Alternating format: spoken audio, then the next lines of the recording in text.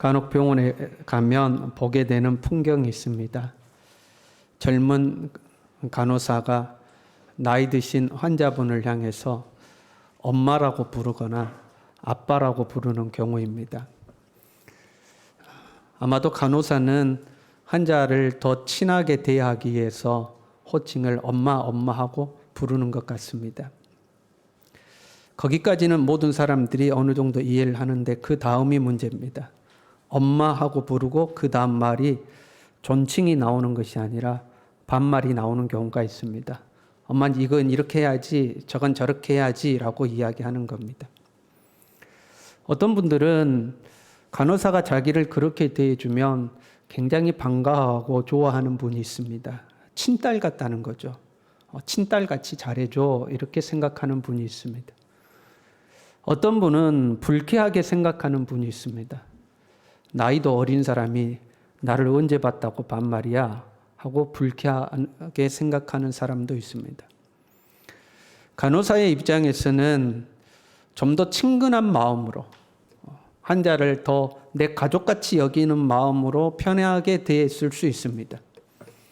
그런데 그 마음을 받아들이는 사람의 입장에서 어떤 사람은 참 좋아 내 딸 같아 하고 받아들이는 사람도 있고 어떤 사람은 나를 언제 봤다고 반말이야 불쾌하게 생각하는 사람도 있는 거죠. 서로의 삶의 방식의 차이, 생각의 차이가 그 마음을, 그 본질적인 마음을 오해하게 만드는 거죠. 그래서 우리는 오해가 없도록 만들기 위해서 나름대로 사회적 합의를 만들어냅니다. 그것을 우리는 예의범절이라고 부르기도 합니다. 상대방을 존중하는 말투는 이래야 한다. 상대방을 존중하는 태도는 이래야 한다. 사회적으로 합의를 보는 거죠. 나보다 웃 어른에게는 존댓말을 써야 한다. 그게 어른을 공경하는 거죠.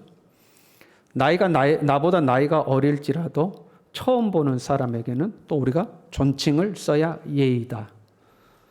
친한 사람일지라도 나이가 어리지만 내가 좀 귀하게 여길 때는 존댓말을 쓰는 경우도 있죠.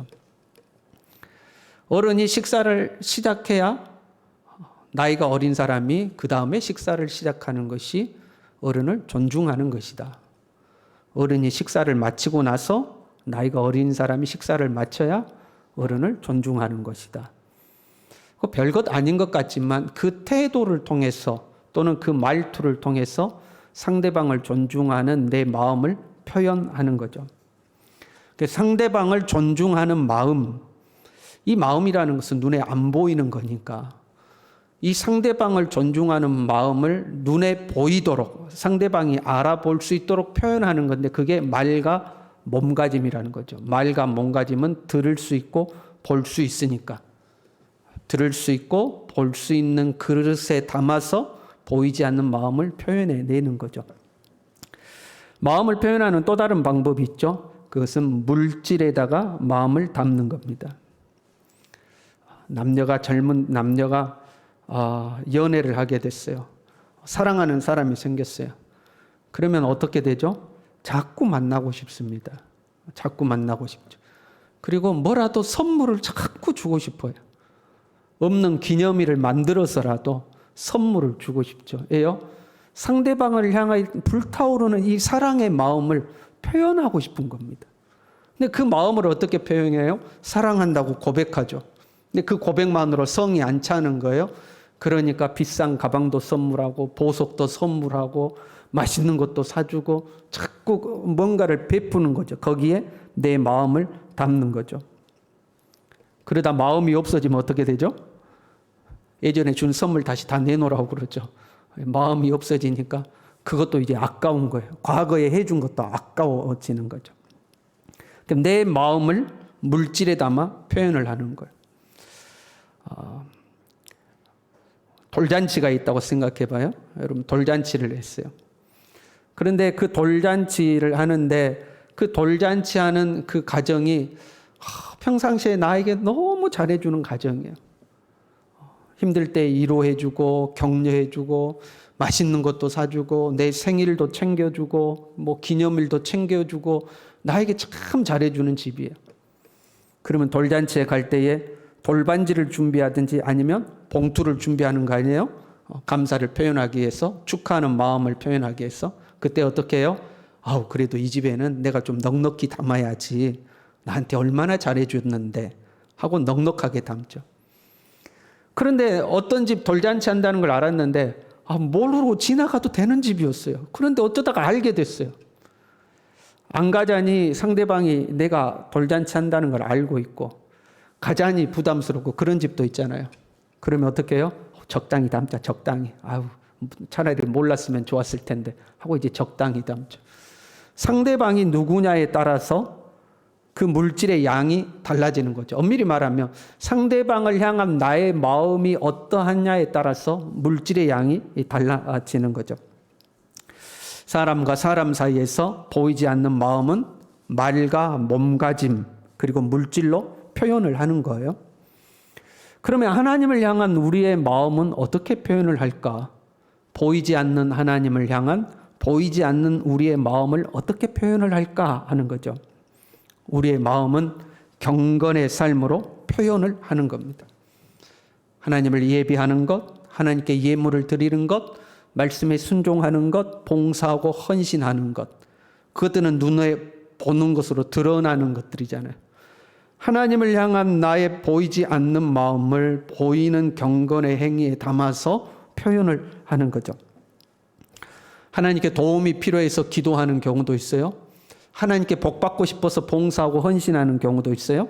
하나님의 은혜가 필요해서 예배를 드리는 경우도 있어요. 그러나 그 경우가 어떤 경우든지 간에 우리의 마음을 경건의 행위에 담아서 하나님께 표현을 하는 겁니다. 오늘 본문의 말씀 말라기 3장은 11조와 관련된 말씀이죠.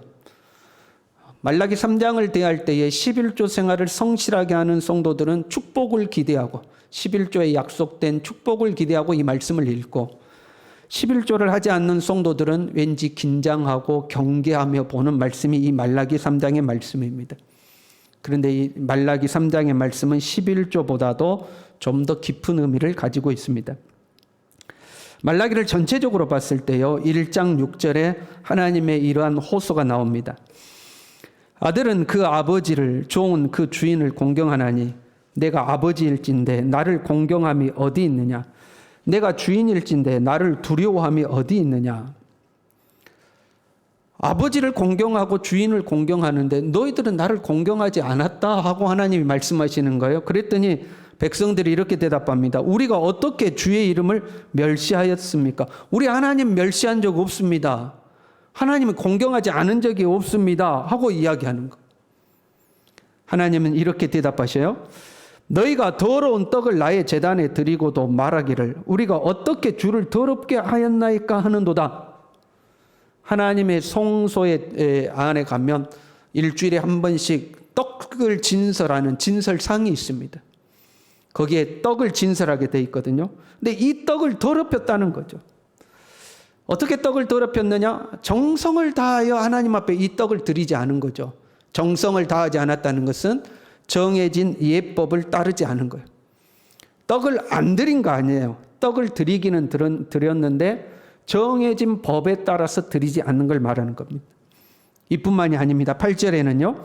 너희가 눈먼 희생 제물을 바치는 것이 어찌 악하지 아니하며 저는 것 병든 것을 드리는 것이 어찌 악하지 아니하냐. 하나님 앞에 드리는 제사를 소홀히 한 거예요. 제사를 안 드린 것이 아니고 제사를 드리기는 드렸는데 하나님이 받으시기에 불쾌한 제물을 갖다 바쳤다 하는 거죠. 사람이 선물을 주고도 욕을 먹는 경우가 있어요. 여러분 오랜만에 냉장고 정리를 했어요. 그 냉동실을 정리하다 보니까 소고기도 나오고 굴비도 나오고 떡국도 나오고 만두도 나오고 뭐 오래된 냉동식품이 나오는 경우가 있죠. 내가 먹자니 별로 먹고 싶지 않고 버리자니 아까운 물건들. 여러분 이거 어떻게 처리해요?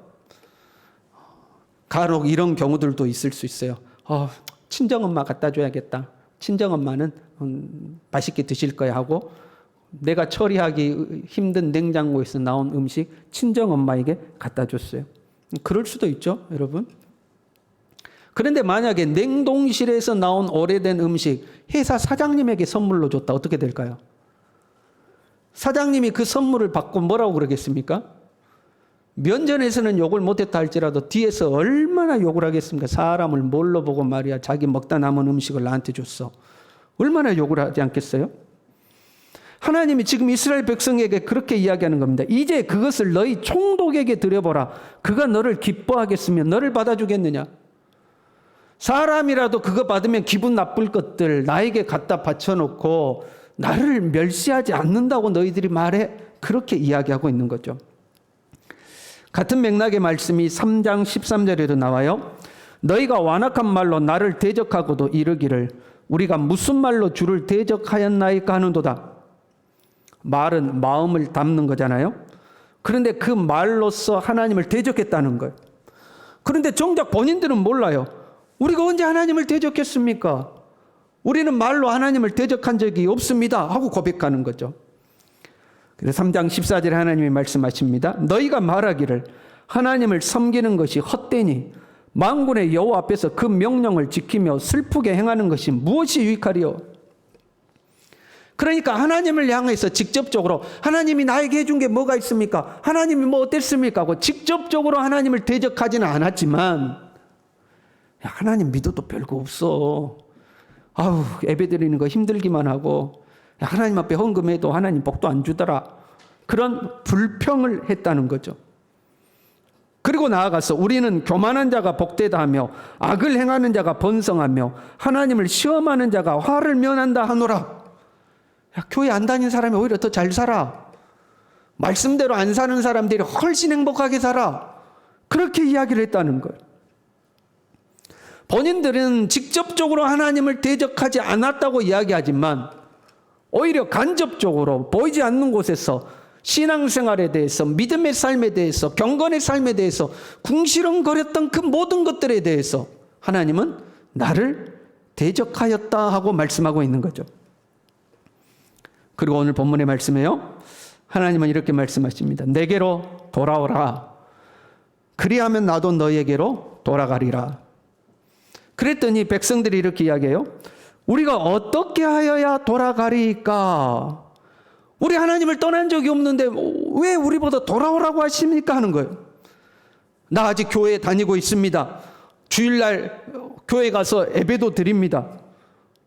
누가 물어보면 나 기독교인이라고 대답합니다. 그런데 나 하나님을 떠난 적이 없는데 하나님께 돌아오라니요. 나는 하나님을 떠난 적이 없습니다. 그렇게 고백하고 있는 거예요. 그랬더니 하나님께서 대뜸 이렇게 말씀하시죠. 사람이 어찌 하나님의 것을 도둑질하겠느냐? 다시 백성들이 대답합니다. 우리가 어떻게 주의 것을 도둑질하였습니까? 여러분 잘 보세요. 야, 너 내 거 도둑질했지? 그럼 우리 어떻게 대답해야 맞아요? 내가 언제 도둑질했어? 그래야 맞죠. 너희가 나의 것을 도둑질하였다 그러면 백성들의 대답이 언제요? 제가 언제 하나님 것 도둑질했는데? 나 그런 적 없어요? 그렇게 대답해야 맞죠. 근데 백성들이 뭐라고 대답해요? 어떻게 도둑질하였습니까? 감히 어떻게 하나님의 것을 도둑질할 수 있단 말입니까? 그 말이에요. 하나님의 것을 볼 수도 없고 만질 수도 없는데 눈에 보이지 않는 그 하나님 그리고 그 하나님의 것을 우리가 어떤 방법으로 어떤 수단으로 도둑질할 수 있단 말입니까? 이제 이런 의미예요. 그랬더니 하나님께서요. 이는 11조와 봉헌물이라. 하나님께 드려야 하는 예물을 드리지 않는 것 그것을 도둑질로 규정하고 계시며 그 도둑질을 하나님께로부터 떠났다고 규정하고 계시는 거죠. 지금 이스라엘 백성들은 제사 드릴 때는 제물은 눈먼 거, 병든 거, 흠 있는 것으로 제물을 드린 거예요. 그리고 하나님 앞에 예물은요, 안 드린 거예요. 제사를 드리기는 드렸는데 흠 있는 제물로 하찮은 걸로 제사를 드리고 하나님께는 봉투에 예물을 담아서 드리지도 않았다 하는 거예요. 거기에 대해서 하나님께서 내게로 돌아오라 하고 말씀하고 있는 거죠. 여러분 특이하죠? 어떤 사람이 도둑질했어요. 너 도둑질했지. 도둑질한 건 내놔. 또는 손해변상해. 이래야 맞잖아요. 너 도둑질했지 하나님이. 너 하나님의 거 도둑질했지. 그럼 너 당장 회개하고 너 변상해. 그래야 맞죠. 그런데 하나님은 그 도둑질한 이스라엘을 향해서 돌아오라고 말씀하고 있습니다. 돌아오라. 회개하는 것과 돌아오는 것은 같은 표현입니다. 회개라는 것이 가던 길을 돌이켜서 다시 돌아오는 거니까요. 그러나 뉘앙스는 조금 다른 거죠. 왜 돌아오라고 하셨을까?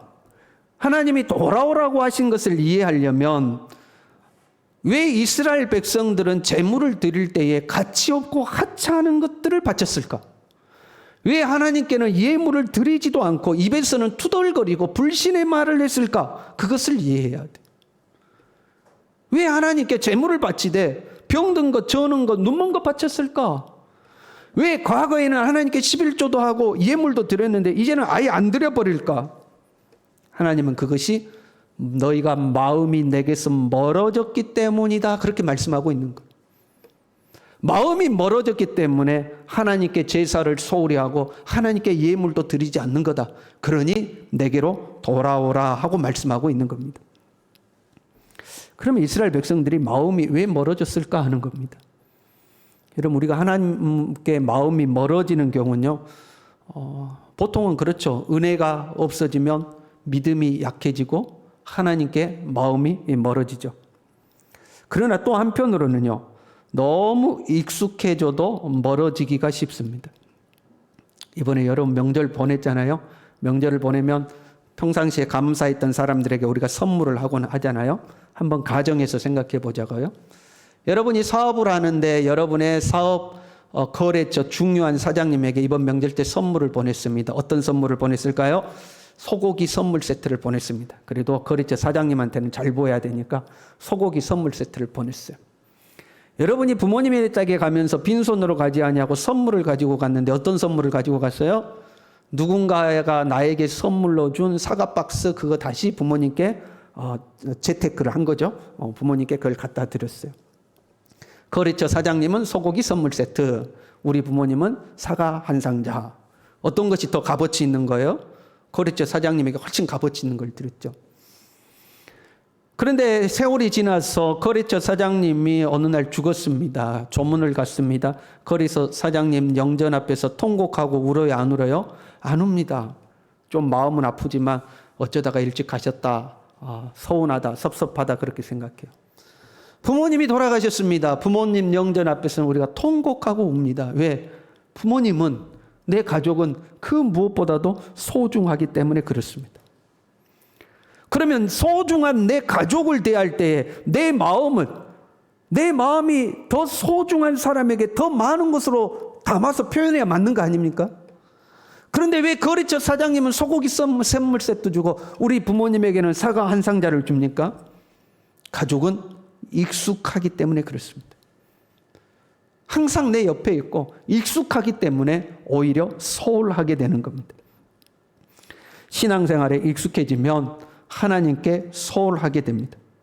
하나님께 소홀한 게 아니라 경건 행위에 소홀해진다고 우리는 생각합니다. 하나님을 사랑하지만 예배를 좀 소홀히 하는 겁니다. 하나님을 의지하지만 예물에 좀 인색해진 것뿐입니다. 하나님을 떠난 것은 아니지만 기도 생활에 좀 게을러진 것뿐이다, 그렇게 생각하는 거예요. 하나님을 향한 마음은 변함이 없는데 단지 내 경건 생활이 좀 약해진 것뿐이다라고 우리는 생각합니다. 그러나 하나님은 그렇게 생각하지 않는 거예요. 예배를 소홀히 하는 것이 하나님을 소홀히 하는 겁니다. 경건 생활에 나태해지는 것이 하나님을 무시하는 겁니다. 하나님께 인색해지는 것이 하나님을 하찮게 여기는 것이다 하고 하나님은 말씀하고 있는 거예요. 왜요?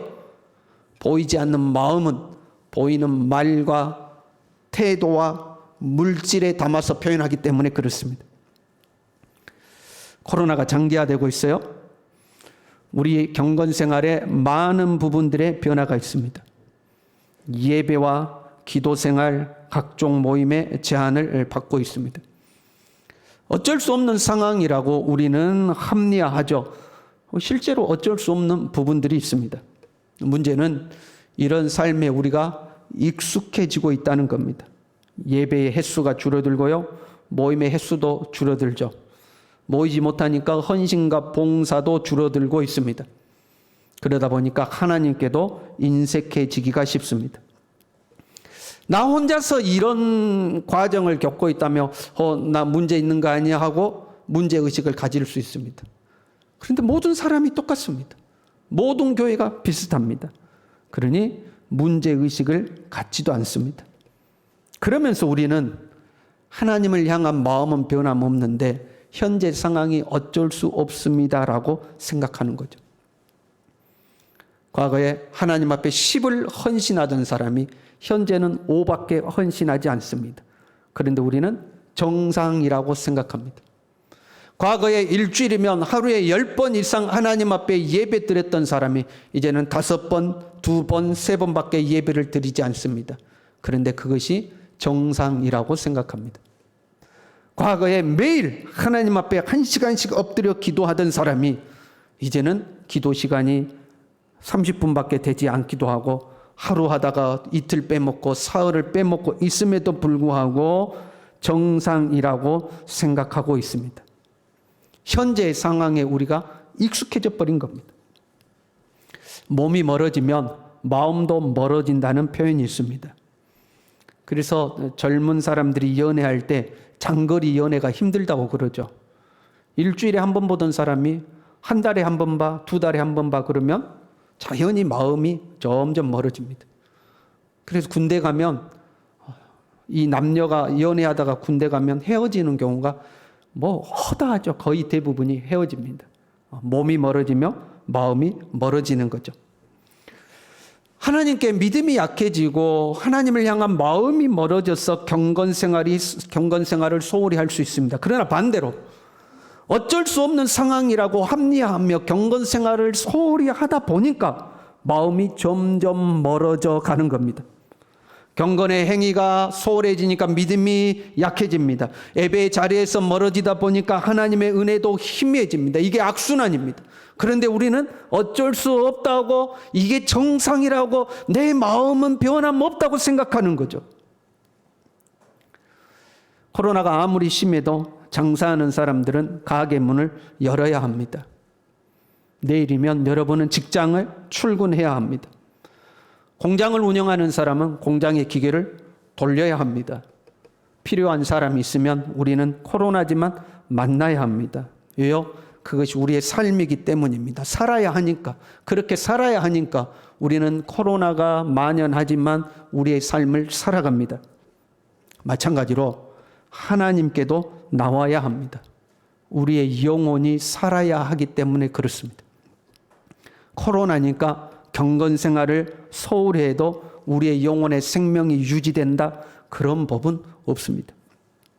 본문의 말씀에 하나님은 돌아오라고 하십니다. 돌아오라. 내게로 돌아와. 하나님, 나 경건 생활은 좀 소홀히 해도, 봉사와 헌신은 좀 소홀히 해도, 하나님께 예물 드리는 것 좀 소홀히 해도, 예배 드리는 것 소홀히 하고, 기도하는 것 소홀히 해도, 마음은 그대로입니다. 하나님, 나 하나님을 향한 마음 바뀌지 않았어요? 아니라는 거예요. 마음은 보이지 않기 때문에 보이는 것으로 표현되어야 하는 겁니다. 하나님을 향한 마음은 우리의 경건 생활을 통해서 표현이 되어야 하는 겁니다. 우리는 코로나 전으로 돌아가야 합니다. 아니, 코로나 전보다 하나님께 더 가까이 가야 합니다. 우리의 인생은 하나님을 향하여 가까이 가야 하기 때문에 2년의 세월이 지났기 때문에 2년 전보다 우리는 하나님을 더 사랑하고 하나님을 더 가까이 하고 하나님을 더 신뢰하는 그러한 믿음의 사람이 되어야 하는 겁니다. 코로나 전의 예배 시간보다 더 하나님을 예배해야 합니다. 코로나 전에 기도했던 시간보다 하나님께 더 기도하고 하나님을 만나야 하는 겁니다. 코로나 핑계 그만하고 원래의 신앙의 자리로 돌아와야 합니다. 여러분, 기도하던 사람은 기도를 해야 해요. 교회 문은 24시간 열려 있습니다. 함께 모여서 기도하기에는 곤란할 수 있습니다. 그러나 마음만 먹으면 언제 어느 때라도 하나님 앞에 나와서 기도할 수 있습니다. 하나님을 예배하던 사람은 하나님께 예배를 드려야 합니다. 공동체가 모여서 예배 드리지 못한다 할지라도 마음만 먹으면 언제 어느 자리에서라도 예배를 드릴 수 있습니다. 광야 한 군데에서 자기가 베개 삼았던 돌기둥을 세워서 하나님을 예배했던 야곱처럼 어디서라도 하나님을 예배할 수 있는 겁니다. 여러분 한번 가정해봐요. 어떤 상황에 대해서 교회가 폐쇄되었다고 생각해봐요. 교회가 폐쇄되어서 우리가 교회를 나올 수 없는 상황입니다. 그리고 주일이 되었습니다. 그럼 여러분 예배 안 드릴 겁니까? 가정이 되었던, 친척과의 모임이 되었던, 지인들끼리 모였던 어디서든지 우리는 예배를 드릴 겁니다. 그러지 않습니까? 초대교회 성도들은 핍박이 찾아왔을 때 땅굴을 파고 들어갔어라도, 그 지하 속에 들어갔어라도 하나님을 예배하고 기도했습니다. 경건의 장소와 경건의 형태가 바뀔지라도 하나님을 향한 우리의 마음과 정성은 바뀌어서는 안 됩니다. 그 어떤 형태를 통해서라도 우리의 마음은 하나님께 드려져야 하는 겁니다. 코로나 때문에 죽는 것이 아니라 우리의 영혼이 말라서 죽어가고 있는지도 모릅니다. 그런데 우리는 코로나 핑계 대고 하나님 내 마음은 안 바뀌었습니다. 내 마음은 그대로입니다라고 고백하고 있는 겁니다. 하나님 코로나가 끝나면 돌아가겠습니다. 이게 아니에요. 우리가 하나님께 돌아가야 저주가 멈추고 축복을 회복하신다고 본문의 말씀은 이야기하고 있는 겁니다. 여러분 경건의 삶을 회복하시길 바랍니다. 코로나 전으로 돌아가시길 바랍니다. 코로나 전보다 더 하나님 앞에 헌신하시길 바랍니다. 기도의 시간을 여러분 늘리십시오. 예배의 횟수를 늘리십시오. 말씀 묵상의 시간을 늘리십시오. 교회에 나와서 봉사하고 헌신하지 못한다며 내 이웃에게 사랑을 실천하고 내 이웃에게 봉사하십시오. 거기에 주님을 향한 마음을 담아서 하나님의 사랑을 표현하는 겁니다. 우리의 경건의 삶이, 하나님을 향한 우리의 마음이 회복되어지고 여호와께 돌아가는 우리 모두 될 수 있기를 간절히 바랍니다. 함께 찬양하겠습니다.